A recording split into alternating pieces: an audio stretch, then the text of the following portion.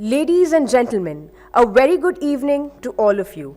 Respected Chief Guest, Shri Chandrajit Banerjee, Director General, Confederation of Indian Industry. Shri Rajiv Kaul, Chairman Emeritus, Board of Governors.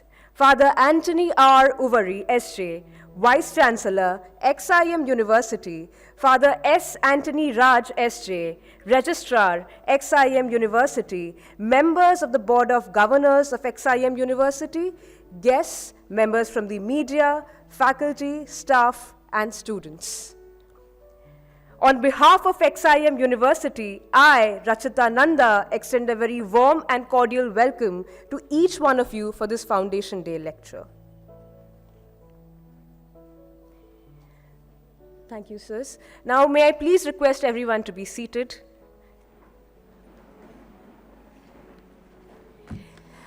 This year, we are indeed honored to have Shri Chandrajit Banerjee, Director General, Confederation of Indian Industry, as the Foundation Day speaker. Shri Chandrajit Banerjee has been associated with CII for over 33 years and has served as its Director General since 2008. He is responsible for the overall operations of CII. He is also a member of several important government advisory bodies at the national and state levels. As DG of CII, he is in charge for leading and contributing to many policy-level dialogues and discussions to enhance the competitiveness and development of India. We at XIM University are privileged and delighted to have you amongst us today, sir.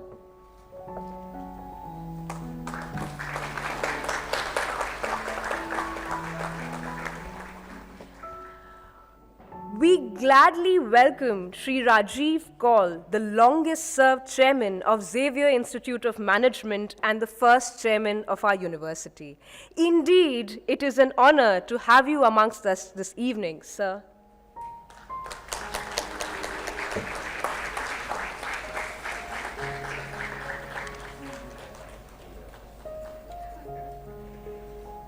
We cordially welcome our Vice Chancellor, Father Anthony R. Uvari. Welcome, Father.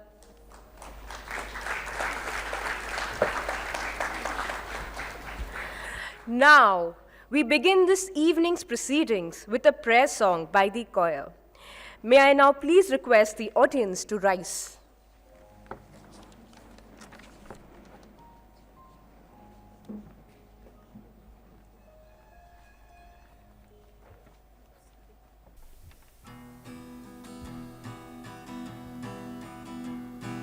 मुझे तुमने दाता बहुत कुछ दिया है, तेरा शुक्रिया है, तेरा शुक्रिया है। मुझे तुमने दाता बहुत कुछ दिया है, तेरा शुक्रिया है, तेरा शुक्रिया है। न मिलती अगर दी हुई दात तेरी, तो क्या थी ज़माने में औकात मेरी।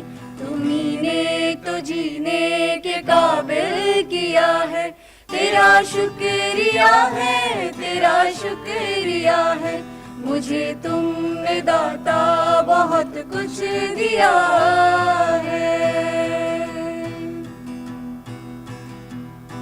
मुझे है सहारा तेरी बंदगी का, है जिस पर गुजारा मेरी जिंदगी का। मिला मुझको जो कुछ तुम्ही से मिला है, तेरा शुक्रिया है, तेरा शुक्रिया है। मुझे तुमने दाता बहुत कुछ दिया है। मिला मुझको जो कुछ बदौलत तुम्हारी, मेरा कुछ नहीं सब है दौलत तुम्हारी। उसे क्या कमी जो तेरा हो लिया है, तेरा शुक्रिया है, तेरा शुक्रिया है। मुझे तुमने दाता बहुत कुछ दिया है। मेरा ही नहीं तू सभी का है दाता, तू ही सबको दे ही दिया मैंने खाया पिया है, तेरा शुक्रिया है, तेरा शुक्रिया है। मुझे तुमने दाता बहुत कुछ दिया है, तेरा शुक्रिया है, तेरा शुक्रिया है। मुझे तुमने दाता बहुत कुछ दिया है, तेरा शुक्रिया है, तेरा शुक्रिया है। तेरा शुक्रिया है, तेरा शुक्रिया है, तेरा शुक्रिया है, तेरा शुक्रिया है।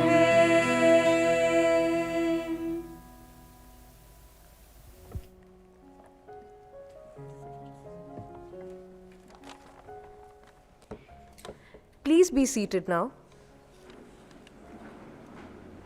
Thank you, choir, for the devotional invocation. May I now request Shri Rajiv Kaul to welcome the esteemed chief guest and the audience. Sir, please.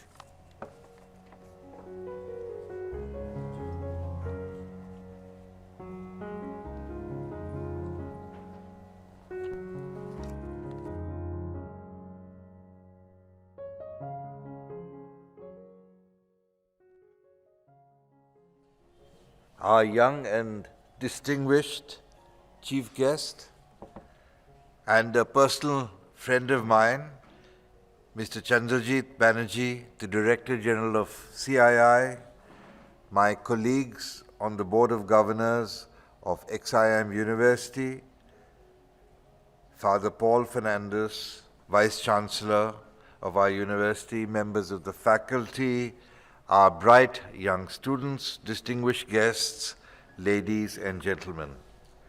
It is with the greatest of pleasure that I extend the warmest of my congratulations to Chandrajit Banerjee and to everybody for being here to witness this great Foundation Day 2021.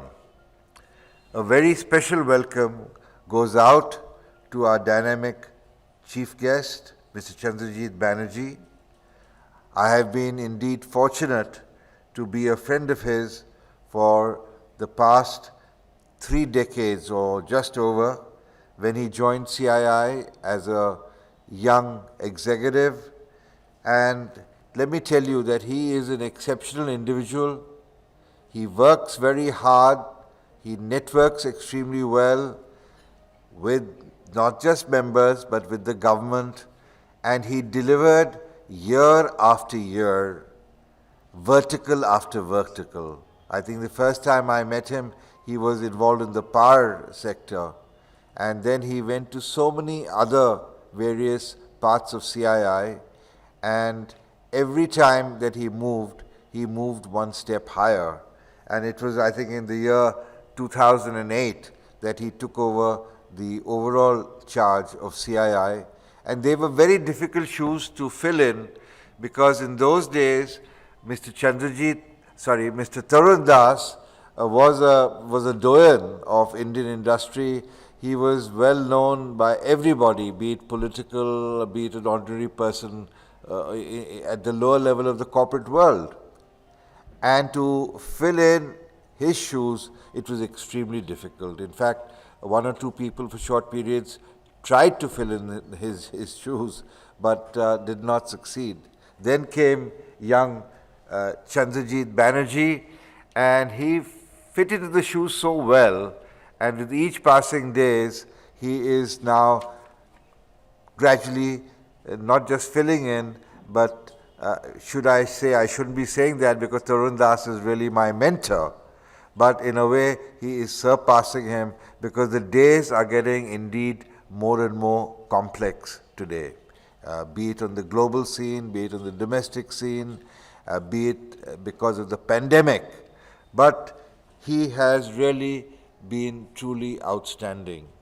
I think in the introduction it's already said that he is a trustee of many trusts, he is on the board of many institutions of the private sector and the government and joint sectors. He is on the board of governors of various foundations. He's been honored by the prime ministers and kings of various countries. So let me not delve into it. But what I would like to say, particularly to my young friends, that Chandrajit Banerjee is actually a true role model which all of you should try and emulate. For he is a leader with a very clear vision, and not just for CII, but indeed for our country as a whole. He is a leader who all along has been working with his team, working with the membership to build confidence and consensus. He's been a person who keeps inspiring his team and all those around him. And let me tell you, to inspire the 9,000 odd direct corporate members we have of CII is not an easy task. We have the very large members, we have the very, very small members. In fact, majority of our members, I think, are SMEs. And, they have a very, very tough time. And he has to sort of motivate them, take care of their needs, and he has to do that with compassion. He is a person with the highest level of integrity and a leader who contributes in great deal and great amount to society as a whole, to nation building in its totality. And yet, he is a person who is full of humility. Above all, he is a Zaverian. And Chandrajit, I welcome you and I welcome our true Zaverian friend to a hall where we are all Zaverians. Welcome to you. Friends, now let me request our chief guest, Mr. Chandrajit Banerjee, to come and say a few words. Is that the correct order? Have I messed up something? Oh, we have to give him a doctorate. Well, you're going to get your little recognition before you speak. So are you going to come and give it? All right. We hand over to the young, charming lady then. Thank you, sir. Thank you so much, sir, for the warm welcome address. XIM University is enormously pleased to confer honoris causa in business management on Shri Chandrajit Banerjee. I call upon our senior faculty member, Professor Amar KJR Nayak, to read out the citation. Sir, please. Conferment of honorary doctorate in business management on Shri Chandrajit Banerjee. Shri Chandrajit Banerjee is a graduate in economics honors from St. Xavier's College, Calcutta, and a postgraduate MS in economics with specialization in economics of planning and econometrics from the University of Calcutta.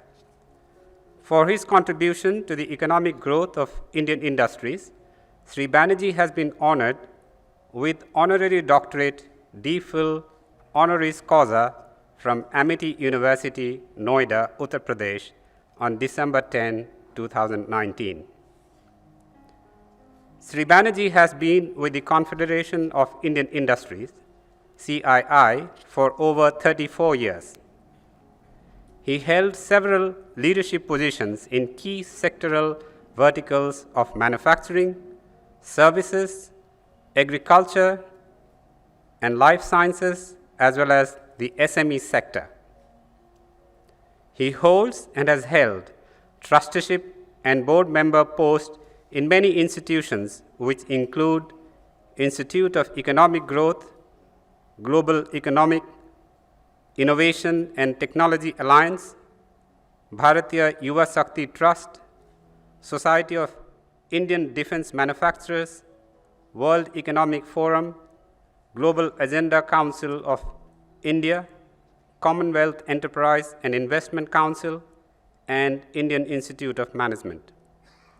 He is also a member of the Managing Committee of Sportscom and Governing Council member of Healthcare Sector Skill Council, among many associations and organizations.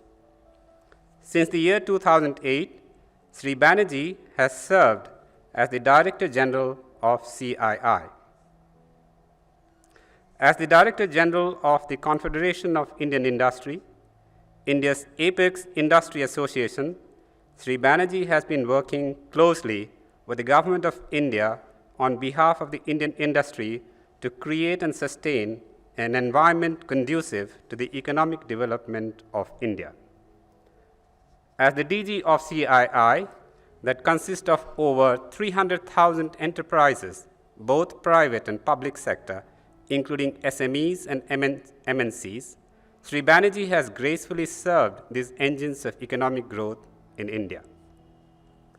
He has been responsible for leading and contributing to many policy-level dialogues and discussions to enhance the competitiveness of India incorporation that contributes to the industrial growth and development in India.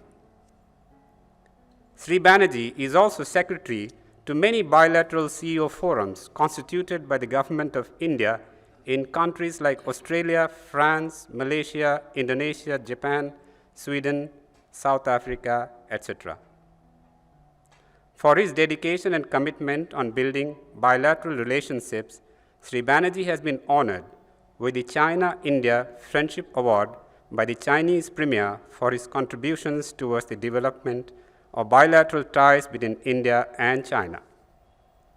He was conferred with the decoration of Knight Commander by His Majesty the King of Spain in recognition of his meritorious achievements and exceptional contributions towards promoting relations between India and Spain. XIM University recognizes the spirit of Magis in Shri Banerjee's endeavors to make CII an effective agent of industrial development in India and in building international partnerships of Indian industries with countries around the world. XIM University is pleased to award Sri Chandrajit Banerjee the Doctor of Business Management honoris causa on December 11, 2021 at Bhubaneswar.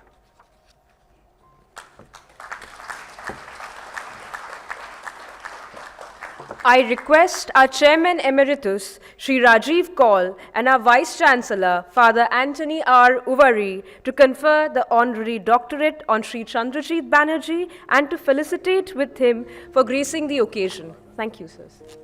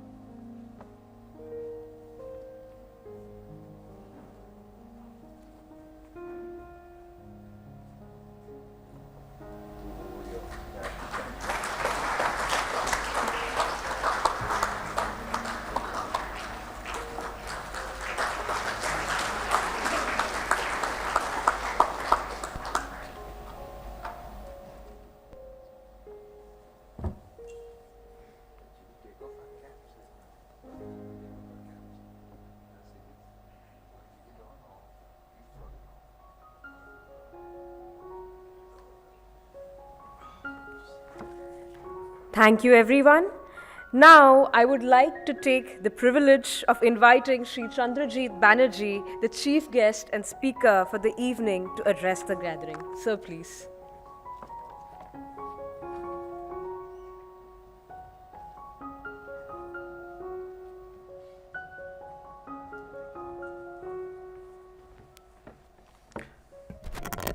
Thank you. Mr. Rajiv Kaul, the Chairman Emeritus of the Board of Governors, Father, the distinguished board members, faculty, dear students, and very distinguished ladies and gentlemen. Very good evening, and thank you very much for this honor. It's indeed a great privilege and pleasure for me to be with you today for your Foundation Day. Nice courtesies, very nice words by you, Mr. Kaul. Thank you very much. Much of it I don't deserve, but thank you very much for being so kind to me. XIMB, SIC has really been distinguished as one of the leading centers, if I can say, of educational excellence, and I really felicitate you and your outstanding achievements, Father. And being a Zaverian myself, as Mr. Rajiv Kaul mentioned, it is really a special moment for me to participate with you on this very important occasion. And I am truly humbled and honored to accept the honorary doctorate of the XIMB. My sincere gratitude to all the board members and to all the faculty for conferring this onto me.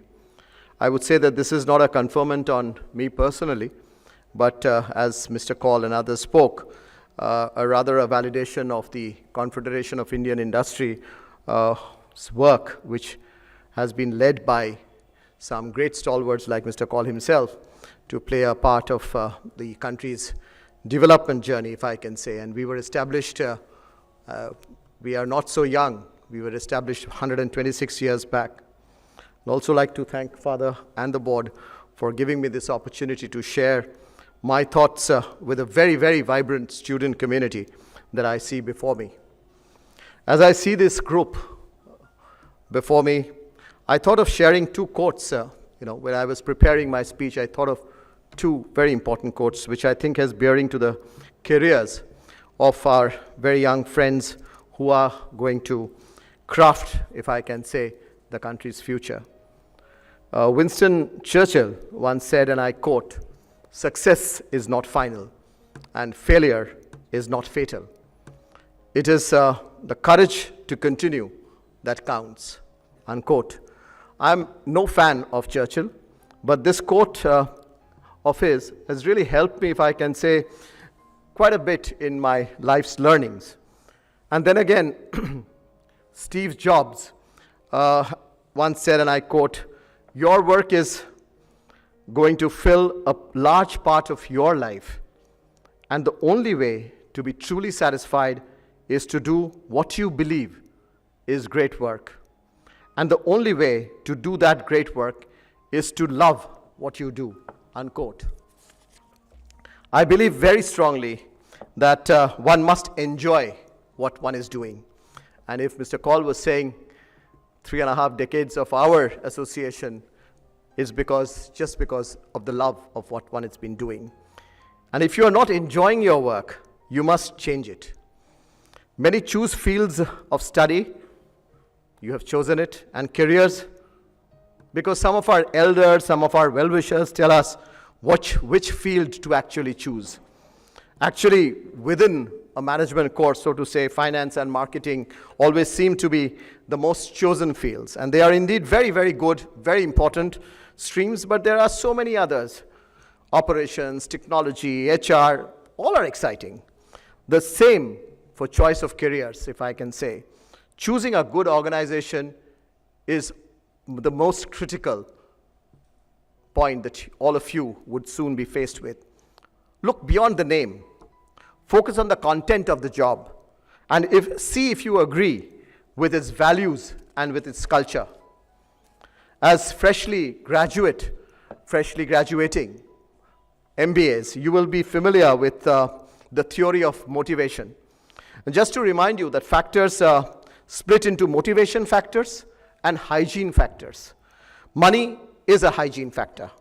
You would be dissatisfied without it, but even if you do have it, you may still not be happy and satisfied with the work and the organization.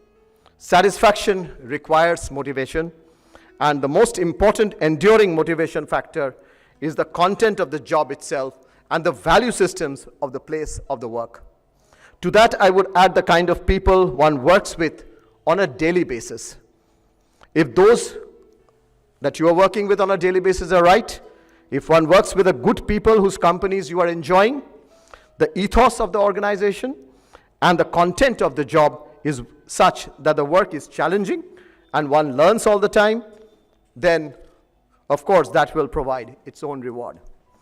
Today I wish to share with you where we have come as a nation in the last 75 years. And as you know, that we will soon be celebrating 75 years of our independence, and we call it India at 75, and what we may aspire to do in the next 25 years, that really belongs to the people in this auditorium mainly. And that would help you, I feel, hopefully, help you find your calling in life and your career choices.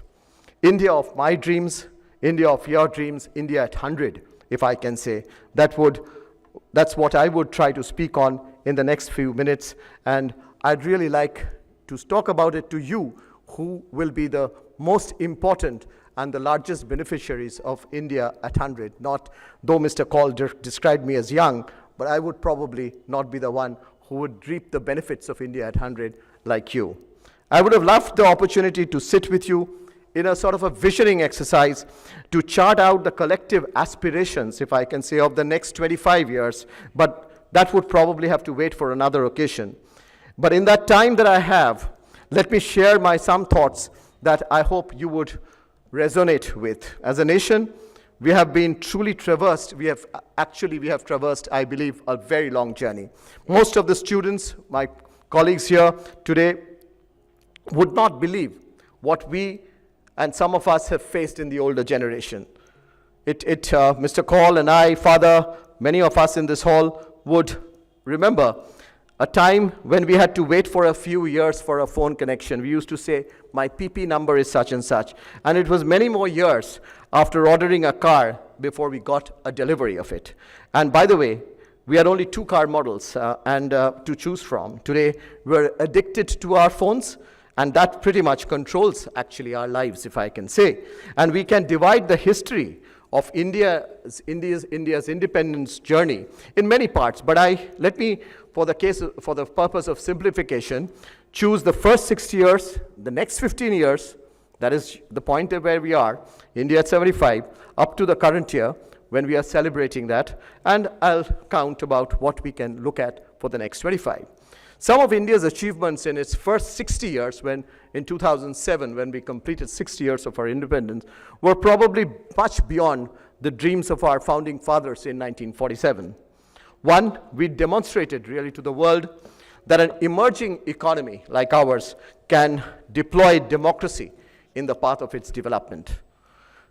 Second, to me, India has a large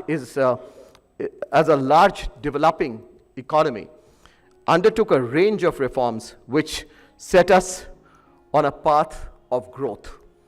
The policies before 1991, many of you have read in your books, some of us have experienced it, some of us have seen through those times, firmly established at that point in time India's self-reliance as an economy, and the 1991 reforms took us on a new journey of globalization. I just spoke about the lack of phones. The young people here in this room know in India that is the second largest phone manufacturer in the world. Third, our immense advantages as a knowledge and a digital economy. These were recognized, it's been pretty much recognized by the world as we have emerged as a major software exporter for the entire world. Institute of Education Excellence like this have been set up, and our managers and engineers are today making us proud as they reap the rewards of their education in giant global companies. Some of them have become household names, and you know each one of them. Fourth, India's prowess in space and nuclear technology. That was built up to a place for us to be in the select League of Nations, which is phenomenal achievement of our scientific community. 5, if I can say, Indian industry, which I represent, had already commenced significant initiatives in quality management, an area that global industry had not fully internalized till that point in time. And quality management, in fact, became a movement, and several Indian companies, Indian firms, had already started competing for a very prestigious Deming Award. I don't know how many of you have heard about it, for quality, which is awarded by a Japanese firm called JUSE, J-U-S-E, which stands for Japanese Union of Scientists and Engineers. The first Indian company to receive the Deming Award was way back in 1998, or only the third company outside the Japan to do it. Just to, I mean, I'm sure you know about this. Deming Award is like a Nobel for Indian industry. 6 Indian companies had already embarked upon, by themselves, if I might say, on environmental management and climate change mitigation, much before the imperatives for the world had been really understood. Go back 20 years, exactly 2001, the Green Business Center, a center was set up in Hyderabad, and it was inaugurated by the President of India and President of another country. They started movement, when we started the green movement in India from amongst Indian businesses. And today, believe it or not, today green buildings are really a preferred choice, and we have almost 8 billion square feet, 7.84 billion square feet to be sort of precise, of registered green buildings, green homes in the country. And what is great in this is it's probably the second or the third largest in the world that we have that. And we celebrated many of these, the 6 of that I mentioned, and many other achievements till 2007, with a number of events that we were doing in India when India was at 60, so we called it India at 60, and we were celebrating all of that across the world and in India in different parts of the country. But one event in 2007, and I'm sure Mr. Kaul would probably recollect it, which stood out in my mind and shaped the next 15 years from the perspective of Indian industry, again, as I repeat what I represent. It was a session that we were organizing in New York, celebrating India at 60, when, again, one of the management gurus of the world, Professor C.K. Prahlad, he was with the University of Michigan, one of the most renowned professors of management. He came us, just, if I can say, blew my mind and many of us mind just away. He said that leadership is about the future, and the future is about the change and hope. Dr. Prahlad aspired for stretched targets for the country for 2022, that is India at 75, and asked us to dream big and sort of look at it from that perspective for the future. He said that while you are celebrating India at 60, I would rather say, look at India at 75. And that's how the journey of ours, Indian industry, started to think about, let's look at 75. Tremendous progress has been made since then, and by the Indian industries whose leaders are here with us, like Rajiv. I see my very good friend Kamal also here, has played a very major role in the transformation of the country. This year, actually, 2021, as we look at India at 75, there are so many areas where our country today is number 1 or number 2 in the world, providing solutions for global challenges. India is the first, you know that because of the times that we are living in, is the first, if I can say, in vaccine production, a fact that was little considered before the pandemic. It is the first in software export, and has been indisputably so far for the last 20 years we have been having that position. This too served us very well in the pandemic crisis when we helped the world with many, many new software solutions. India is also the top producer of the world in many agricultural products, including spices, milk, various fruits, which is made possible, of course, by a very phenomenal collaboration which has evolved over the last few years between the farmers and the Indian industry. And when I travel, say for instance to Middle East, to Dubai, one thing that strikes me is how much Indian films, so to say, are watched, enjoyed. And this is true for so many other parts of the world. One of my colleagues narrated a story to me, which is just about a few years old, 3 years old probably. He had landed in St. Petersburg in Russia, place that I go every year because there is a very important industry get-together. And he took a taxi to the hotel.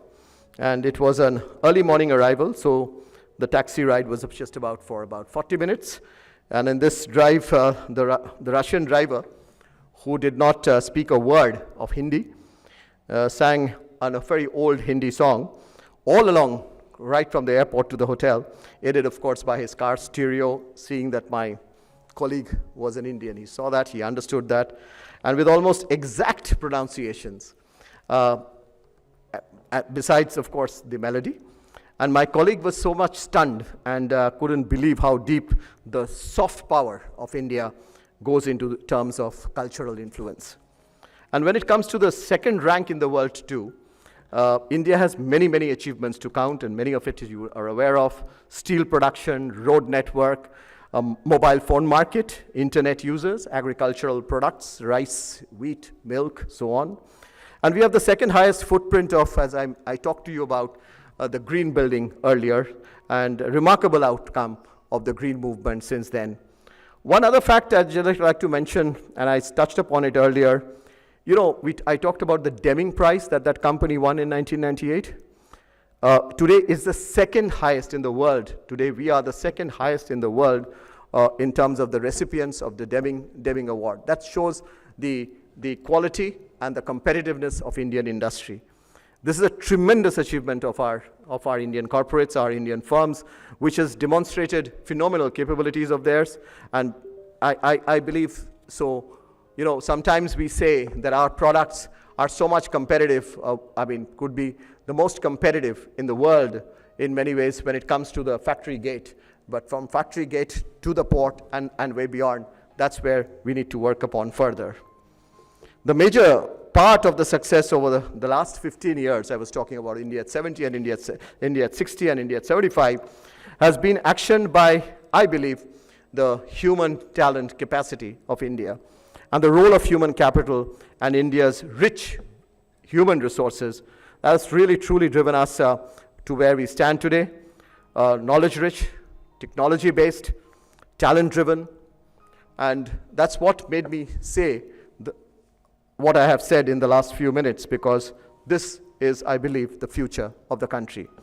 Now, I'd like to compliment really the teachers, the educationists, the faculties of leading colleges like XIMB, of course, who have endeavored to unleash the vast power of our youth, the knowledge leaders who have devoted themselves to empowering the next generations are really, truly the people who have catalyzed India's progress. And I really salute those sitting amongst us today for their passion to teach.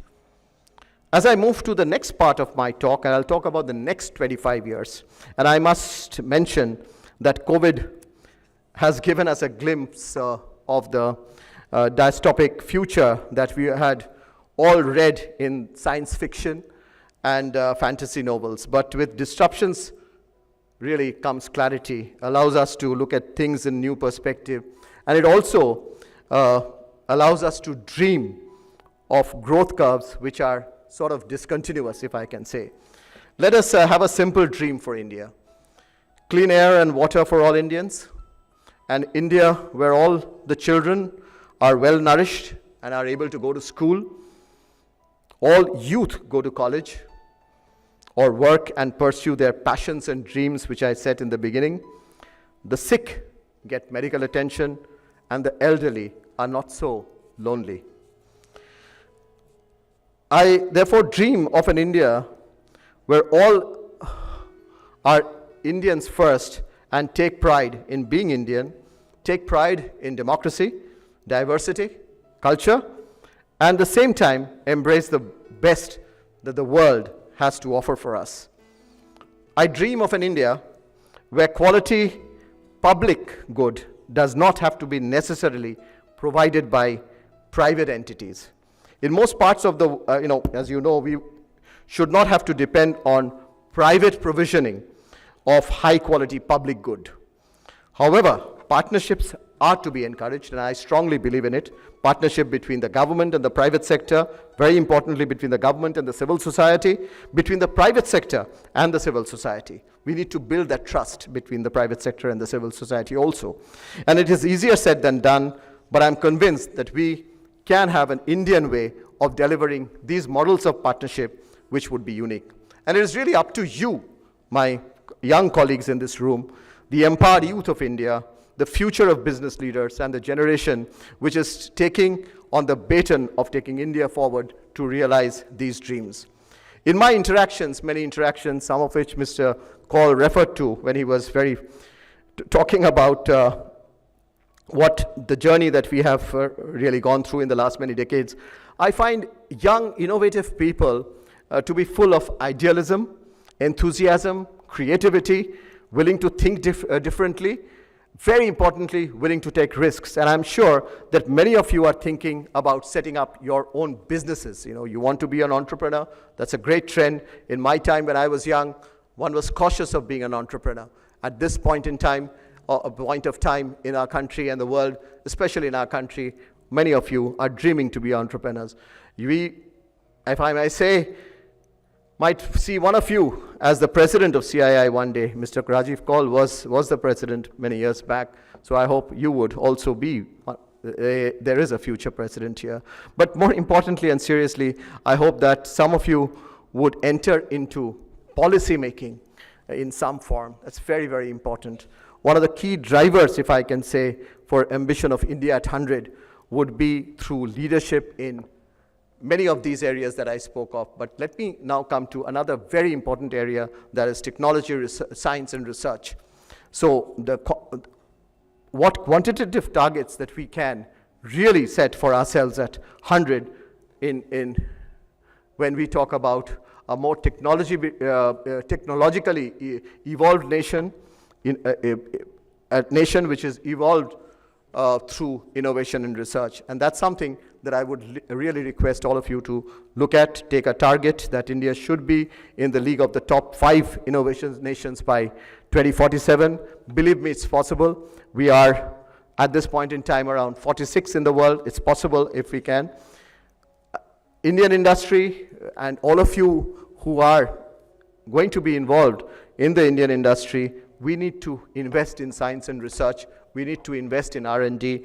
We need to take it to at least about 3.5% of our GDP. We are abysmally low, and that's where I see the private sector needs to do a lot of catch up in terms of investment into R&D. I see a lot of opportunity in setting up, if I call it amongst my colleagues as a national research quad, the third largest for India at 100. Could be an establishment of this research quad. And the 4 pillars, if I can talk about, is industry, academia, where I'm speaking, research labs, and startups. And this is a very, very important collaboration that I would look forward to. And I really am talking over here because many of you would have to play that role in the years to come. And the fourth on that front is, if I can say, enhance the gender equality in STEM. While I have been speaking, I have been trying to look at the diversity, and that's going to be very, very critical for our country as we go along. Science, technology, energy, engineering, and mathematics, the STEM, we need to see to it how we leverage it for more gender equality. So having said all of this, we really take pride in our country, in the type of advances, if I can say, that we have made over the last few years.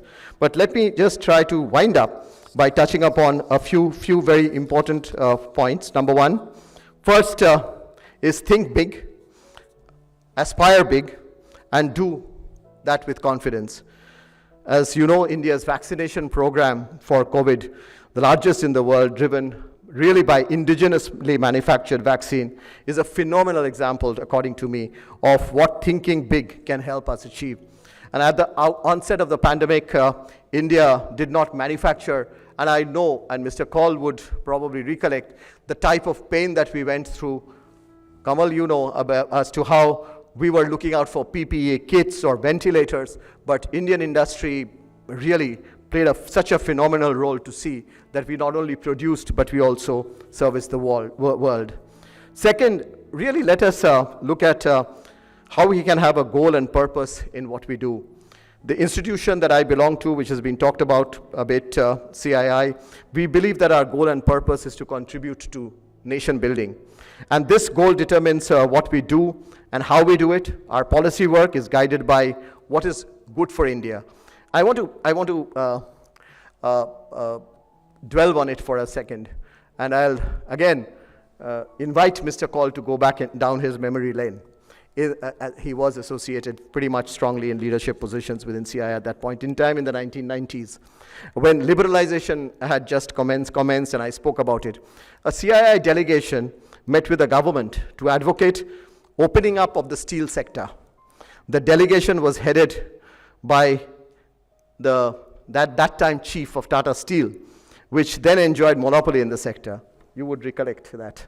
This was a man who thought that for a larger good rather than his own company. The rest, of course, as you know, is history. So that's the way I guess corporate India and all of you could look at this nation. The third point, be conscious of your responsibility to society and the people around you. Mr. Tata, Ratan Tata, whom all of you know, once said, and I quote again, business needs to go beyond the interest of their companies to the communities they serve, unquote. Businesses are indeed interdependent with societies, and if societies flourish, so will businesses. And give back just not at the corporate level, but at the individual employee level as well. For example, through an employee volunteering program, much can be achieved. Be sensitive, team leaders, all of you, and colleagues, to the people that you will work with. Build an organization culture that creates a sense of belongingness and sense of being cared for is what I would really talk to you about. Fourth, never stop learning. And as I say, we all learn every day. As you graduate from this very, very prestigious institution, let this not be the end of your learning, but the end of only a chapter in your life's book of learning. The attitude will help you achieve all your goals in life. And fifth, and my last point, of course, and I repeat, and I had said somewhere in the beginning, be ethical in whatever you do, as an individual, as a team member, and as a leader. If you lose, as a leader, as a player, if we lose our moral compass, then it is not just a personal defeat, but I believe it's a national loss. And I'm sure that the past 2 years have been extremely challenging for each one of us. However, looking at the glass is always half empty or half full, and I would like you to consider this, that look at it as a half full perspective. Despite all the chaos and the devastation the pandemic brought in its wake, it also reminded us of our inner strengths and resilience. I talked about it, and that have helped each one of us overcome the challenges that the pandemic threw our way. Your graduation today is indeed such an important milestone of your life goals that you have achieved in spite of several disruptions that has been caused during the pandemic. This is a testimony to that resilience. With these, I'd like to really leave you to think about India at 100 and how you would like to see India in 2047, as well as what would be your role in that India of 2047. I have deliberately avoided putting numbers and targets, of what could be our targets as we aspire for a great India for 2047, with the hope that in your own way, you would do so with your minds, with your groups. And I would like to be involved at some point in time with you. We did this exercise in 2007. We went to several hundred districts in the country when we with different stakeholders, talked about India at 75, when we were India at 60. And sooner or later, we will go to different parts of the world, different parts of the country, with multi-stakeholder consultations on what it could be to take us to our India of 100 to which we will all belong. And I love you to be a part of that multi-stakeholder visioning exercise at some point in time, in some way. Dream big, and that's half the journey covered, is what I believe.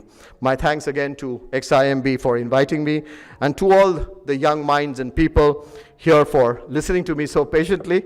I wish you good fortune and a life of innovation, passion, and of freedom, and the aspiration to make India the country of our dreams. All the very best to you, and thank you very much. Thank you so much, Chandrajit, for such an inspirational address. Greatly appreciate your coming over and spending time with all of us. And I don't know whether you'd like to take questions by continuing to stand there or sitting here and taking it. You can sit and take it as well. Yeah, all right.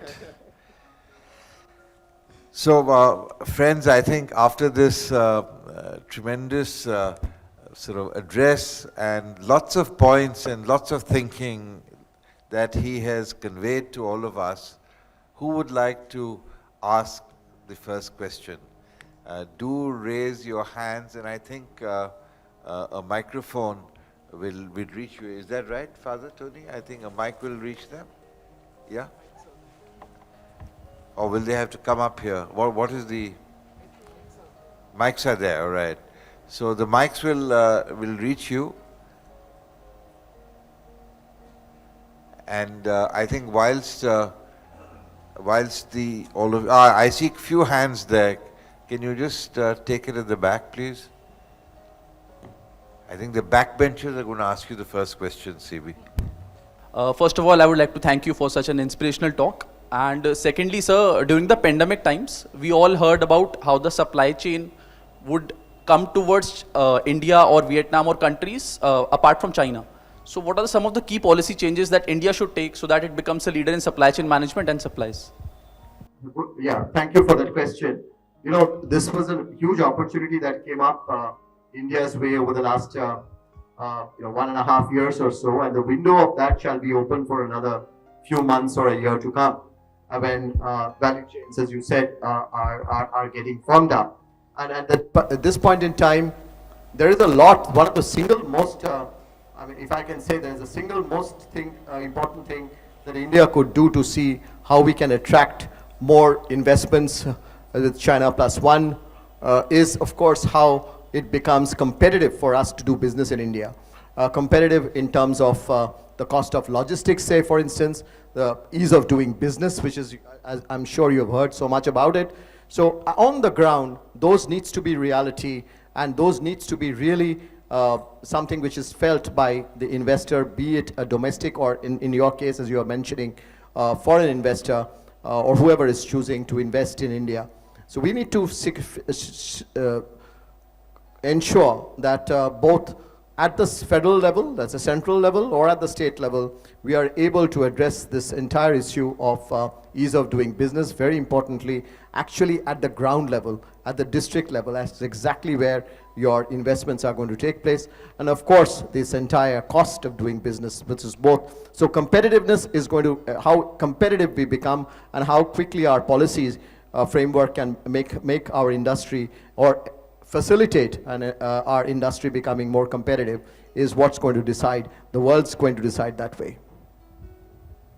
A very good evening, sir. Thank you for the speech. It was very motivating and insightful. Sir, you spoke about how we should be moving forward as a nation. You shared your dream 25 years down the line.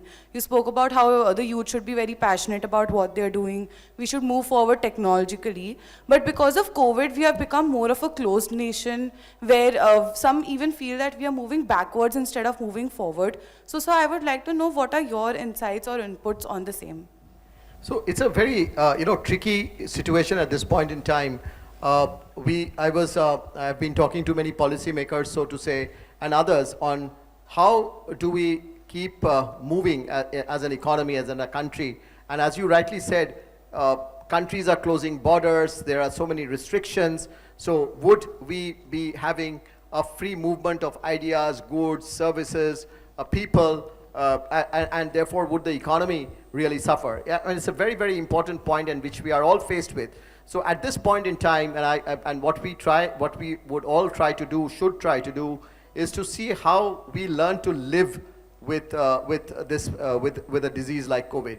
So it's not something which is going to go away tomorrow. So it's something for which we need to have, we need to have, like what we are seeing, some of us who are still traveling internationally, as to how do we have strict protocols yet let economy move on. Like supply chains should not be broken. So we need to see to it that we learn to live with COVID, we learn to manage COVID in times to come, and we are able to keep economy and livelihood as a result of it moving.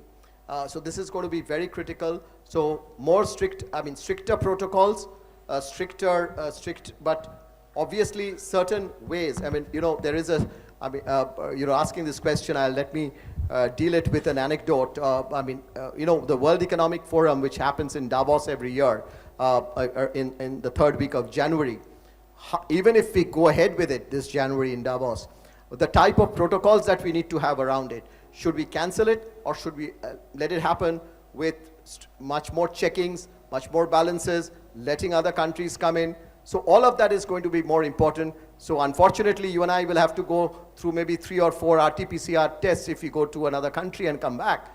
But maybe that's the way we'll have to live for some time. But the important issue is let things move on, let the country move on, let the economy move on. That's going to save livelihoods, and that's how the economy will move forward. Learn to live with COVID. Thank you, sir. So, sir, just we saw the CEO of Twitter changing to a person of Indian origin. So it's very regular that we see Indians taking up these higher positions of big major companies, but we hardly see any Indian companies give that tough competition or battle to the foreign companies. So what could be or should be done so that we reach that position where we produce companies like those? So I think I've got the hang of your question. How Indians are in top positions of some of the best companies of the world, but when will we own those big companies and when will they be housed in India? I think one of the things that I touched upon when I was speaking was how Indian industry, and it's not a responsibility of the government alone, but I think it's a responsibility of, it's a collective responsibility. It's a responsibility of Indian industry. It's a responsibility also of Indian industry and academia working together. So I look at a situation where, as I mentioned when I was speaking, how we can really take up our spend on research and development.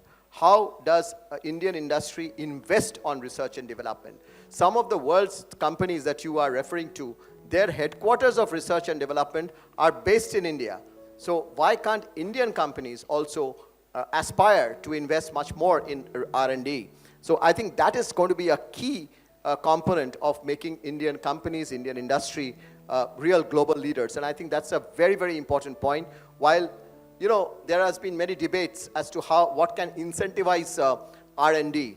The best incentivization for R&D just is not tax concessions and stuff like that, which will make them put the money into R&D.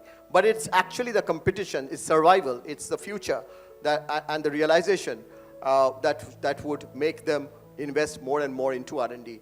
And I really, because I am in an institute of excellence, if I can say, there's a huge role of joint research and development between our academia and the private sector.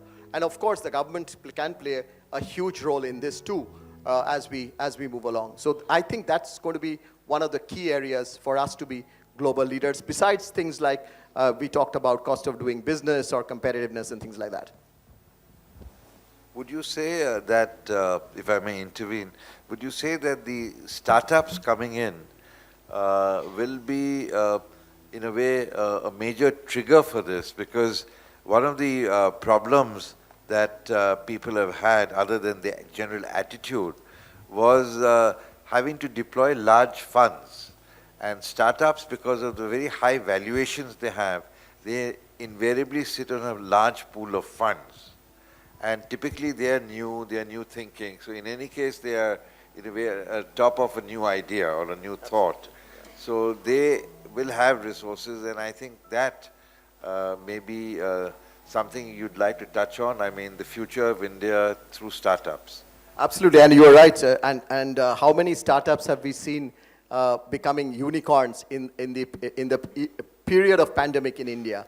Just phenomenal. And I think that's again shows the.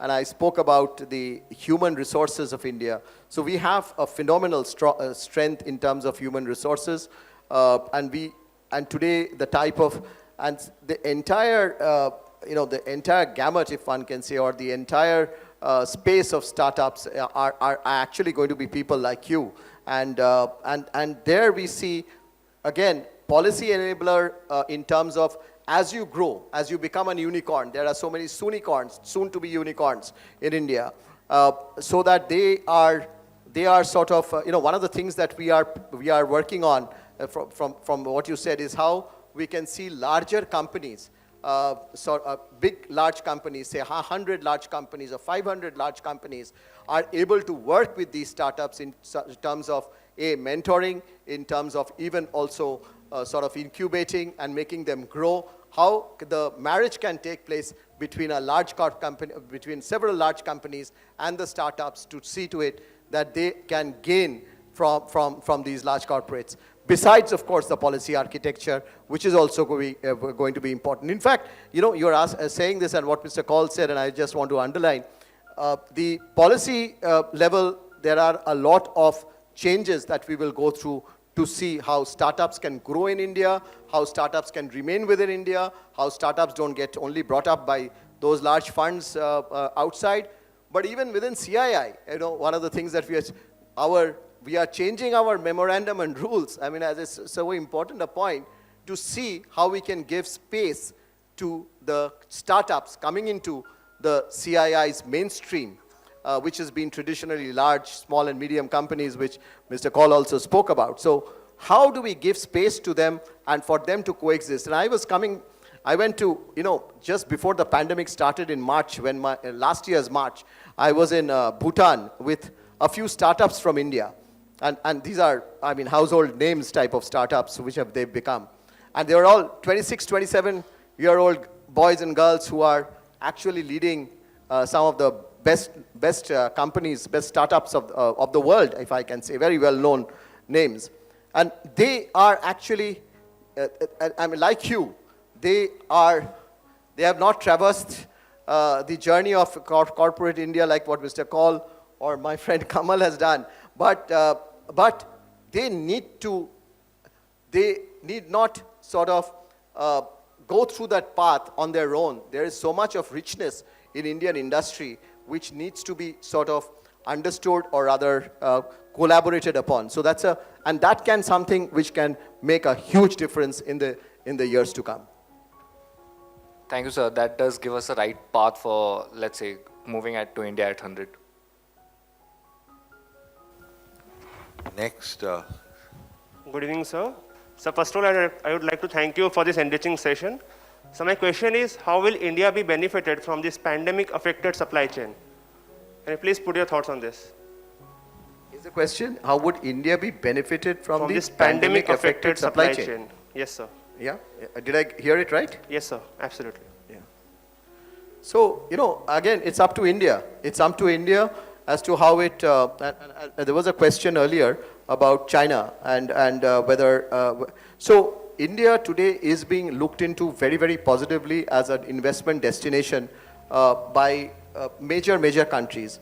But it does not mean that we would be able to sort of sit back and get those investments to come in or get linked even to the supply chains that you are referring to, for which we need many, of course, I'm sorry for repeating it, but there is a need for us to be much more competitive, both in our policy front, which is we need to see how, for us to be engaged in a complete supply chain in the world, our entire EXIM policy, so to say, export and import policy, the trade policy, would need to, we are focusing very strongly on to that, we are actually today in a country, in the world, companies decide investment on the basis of, today one of the biggest advantages for India is actually also the market that India offers. But the issue is going to be not just the Indian market, but also the global market. So we can export from India, we can link up to the world.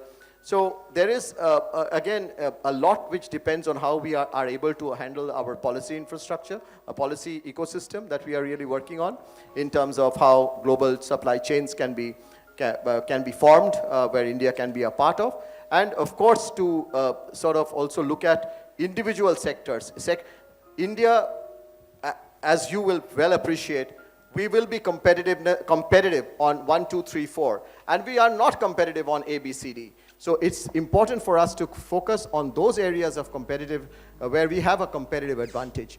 And I think that's what we are focusing on, to try and grow and see that we are getting the best in the world to be invested out over here and linked to the supply chain, and give to the rest of the world for us, for them to really work on, and for us to take advantage of that. So we can't do everything. There is a give and take, and that's where I talked about the trade policy. Thank you, sir.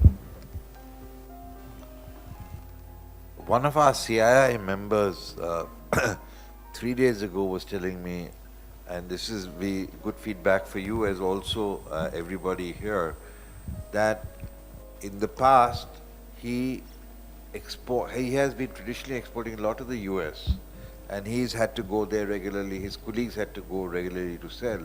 He said, but the first time he's found that the people from US, his customers, they are actually coming over. And they're saying, listen, please do this for me extra, make this particular product, and also supply us more of our existing products. They're really, in a way, concerned about cutting off or restricting their China and increasing their India. So I think this point that Mr. Chandrajit Banerjee made, that it's a big opportunity. Opportunity may not last a very long time, but we should really maximize, whilst in a way the iron's hot, we must maximize this opportunity.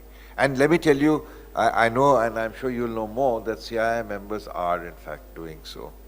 But perhaps we can take one last question, because Father Tony has been indicating to me that we have to stay on time. No, you mean you're willing to make it 2 more questions? All right. So, yeah, there's a lady and a gentleman. They're both. Please send the mic. Yeah. Good evening, sir. Myself, Dr. Saurav Mandal from Computer Science Engineering Department. I have one question, that currently we are in the era of Industry 3.0, and the world and along with Indian industries are moving towards the Industry 4.0, and maybe after 10 to 15 years we are moving to Industry 5.0. So my question is that how Indian industries are moving in that direction in terms of implementation of Industry 4.0, and what kind of changes in the policy and in the job market we can expect in the near future in India. So, like your college and others are really today focusing a lot for the future factory, the future of smart manufacturing, Industry 4.0, and actually much of the world is looking at Industry 5.0, as you also referred to. So as you see, what's going to be very important and what we are also working on is something called the entire digital transformation. The large industries are pretty much set. Say, for instance, there is a smart manufacturing dashboard between India and certain parts of the world, where in that dashboard you can see, say, for instance, I'll take the name of a country, Germany or Sweden, where we see how smart manufacturing in that dashboard, certain best practices in those countries, and what are the benefits of it. So that dashboard becomes a sort of a case study learning for Indian companies. So that's something that is done. Second, as I referred, very important is the journey of digital transformation of our mid-sized companies and the larger and the small companies. That's going to be very critical and vital. When we talk about a complete moving over to an industry 4.0 over a period of time. It's just not the large companies. The large companies can do it on their own. They will do it, and they are doing it. And that's where your point on jobs for the future. So the jobs for the future, it will be largely coming out of those type of, if you really move on to that chain of industry 4.0 or 5.0, or a large number of small and medium companies in India. That's where the jobs are going to come from. The future of jobs will come from that. And they will get linked to the larger companies, the big companies, which will, so our biggest focus today is on digital transformation for the small and the mid-sized companies, which is extremely critical. And we have, again, in this case, like what we spoke about the startups, we have many companies which are very large and who has traversed that journey of Industry 4.0, who are engaged with certain centers of excellence which has been created on Industry 4.0 and digital transformation, with which they are working. So I think that's the way we will have to move forward to include the large manufacturing base of the country. Do I see any more hands? Yeah, one in the back.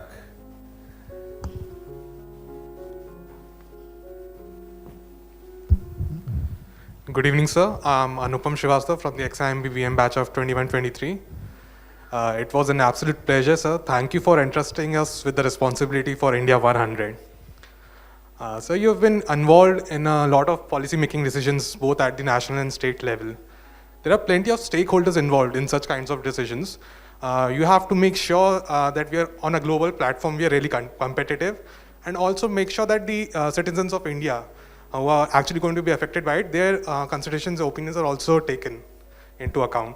So, sir, how do you strike that delicate balance between ensuring global competition as well as ensuring that what's best for the people is finally going to be decided upon? Last part I couldn't. How do you balance between global competition, you said, and? Right, sir. So global competition and what's best for the people of the country. You know what? This is a very. I would say that this is a very practical solution. When in 1991, I referred to it. When we were opening up, we thought that Indian industry will be wiped out. There was a section of Indian industry which felt that Indian industry would be wiped out because we are exposing them to global competition. But what happened actually is similarly what's going to happen as we move along is Indian industry proved itself that they can be globally competitive. In fact, they enhanced their competitiveness because they had to survive, and they found that they are actually very competitive. Number one. Number two, it also, the end consumer benefited with that competition. You was asking as to how people of India would benefit. If we are globally competitive, of course it benefits the consumer at the end, because you get the product at a much more competitive price, or the service at a much more competitive price. So that's how the people of India would benefit. So opening up to global competition is important, but yes, wherever that is necessary, and I don't, sometimes, and I'm saying it in front of some industry doyens, if one can say, that sometimes Indian industry underestimates itself in terms of the power of competitiveness that it has globally. They are extremely competitive. As I said, the product of, and I strongly believe, goods and services sometimes manufactured in Indian companies are globally most competitive till it reaches the factory door. And after that, we have to probably manage. So that's where we come in to see, and slowly, therefore, and gradually, if we can see wherever these competitive advantages India have, if we can open up and expose ourselves, and we can dominate the world, and the end consumer and the end that's the people of India, would benefit the most out of that. Thank you, sir. Well, I think we've overshot the time by about 4-5 minutes. So unless somebody has a pressing question, can I request that we proceed? Thank you very much, and thank you for taking the questions. Thank you, sir, for the insightful talk and the valuable knowledge that you have shared with us today. We are truly enthused and deeply appreciate your interesting thoughts and inspirational words. Now, may I request our registrar to please come on stage. Father S. Anthony Raj will now conduct the proceedings for the Long Service Medal ceremony.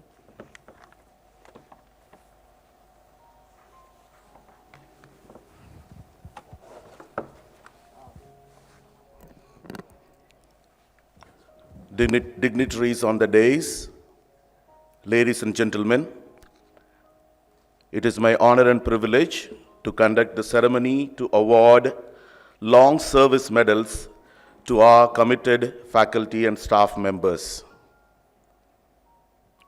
I invite Chairman Emeritus, Mr. Rajiv Kaul, and the Vice Chancellor to do the honors. Awardees for 25 years of service in the institution, Mr. K.C. Barik.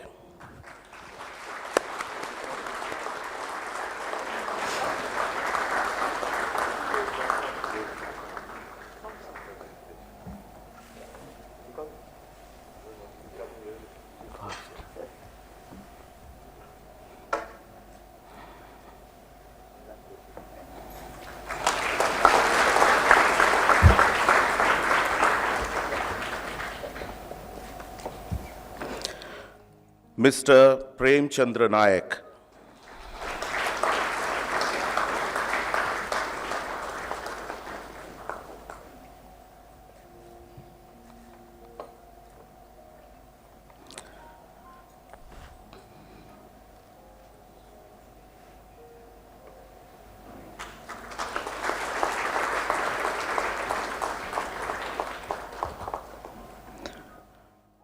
Mr. Umesh Chandra Behra.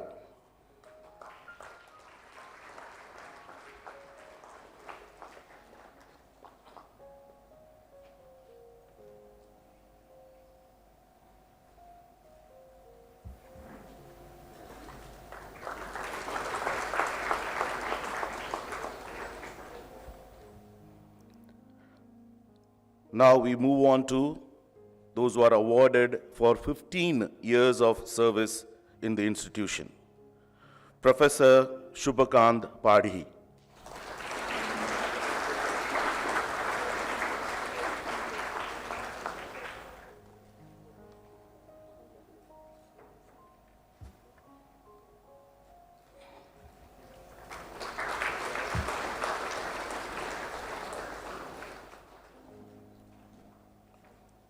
Professor Sandeep Anand.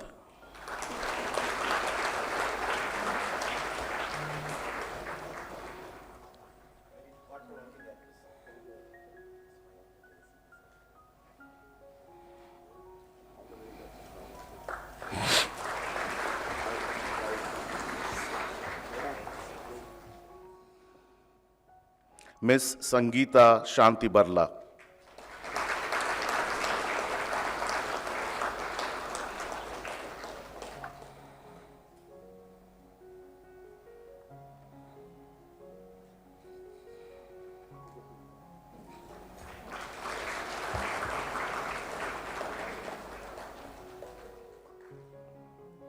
Mr. Sudarshan Gochayat.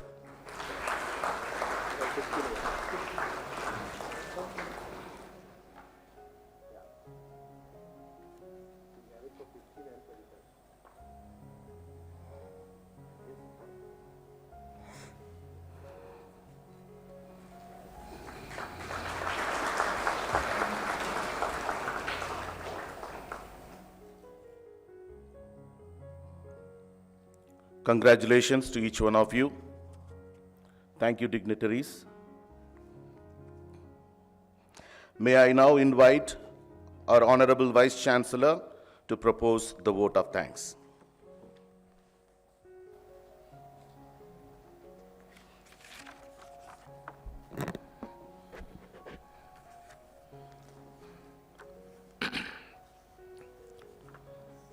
Shri Chandrajit Banerjee, Director General, Confederation of Indian Industry, and our Foundation Day speaker this evening, Shri Rajiv Kaul, Chairman Emeritus, Distinguished Member of the Board of Governors, Father S. Anthony Raj, Registrar, Dr. Sridhar Kumar Das, Dean Academics, Xavier Institute of Management, my dear faculty colleagues, staff, students, members of electronic and print media, distinguished guests, ladies and gentlemen. Listening to Sri Chandrajit Banerjee this evening has been an enriching experience. I am sure that all of us have gained deeper insights and perspectives due to this lecture, which has been delivered by Sri Banerjee. His dynamic leadership, strong commitment to industrial growth, and warm personality has endeared him to all of us. We are also very happy for conferring honorary doctoral degree today to Sri Banerjee for his contribution to education and industry in general and to the society in particular. This truly has been an evening to remember. I express my deepest gratitude to Sri Banerjee for his inspiring and challenging thoughts and ideas that have elevated the standing of the Foundation Day lecture in the academic fraternity. Sir, your views would go a long way in shaping the minds and hearts of our young and aspiring managers present here.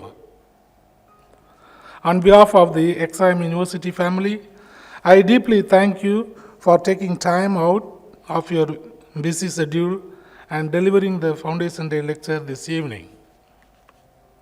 I thank Shri Rajiv Kaul, our past chairman, and presently the distinguished member of the Board of Governors for his strong leadership and continuous support and effort in contacting our chief guest, Sri Banerjee, to be with us this evening.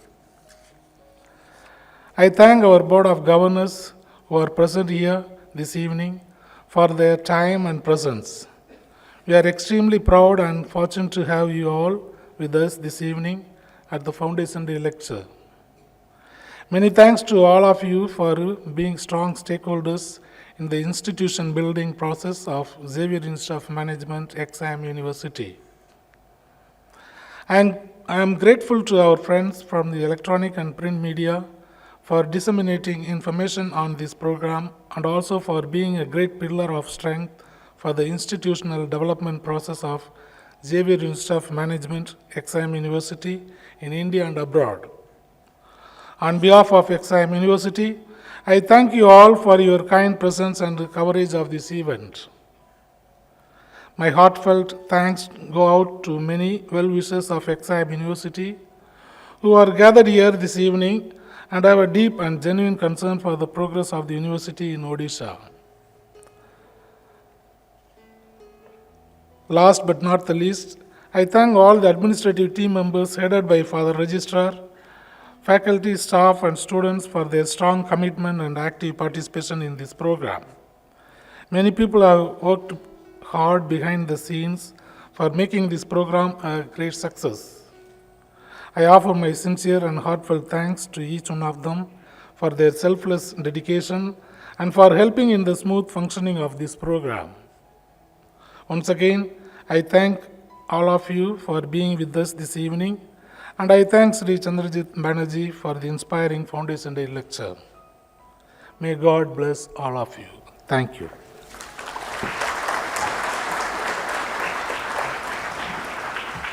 Thank you, Father, for those encouraging and generous words.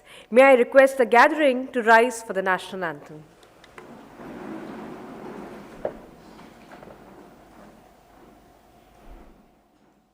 जन मन अधिनायक जय हे भारत भाग्य विधाता पंजाब सिंध गुजरात मराठा द्राविड़ उत्कल गंगा विंध्य हिमाचल यमुना गंगा उच्चल जलधि तरंगा तव शुभ नामे जागे तब शुभ आशिष मांगे गाहे तब जय गाथा जन गण मंगलदायक जय हे भारत भाग्य विधाता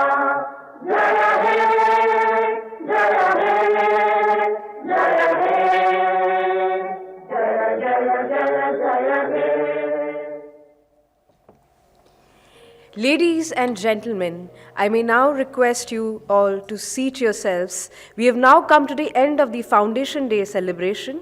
I request the audience to remain seated till the dignitaries leave the auditorium.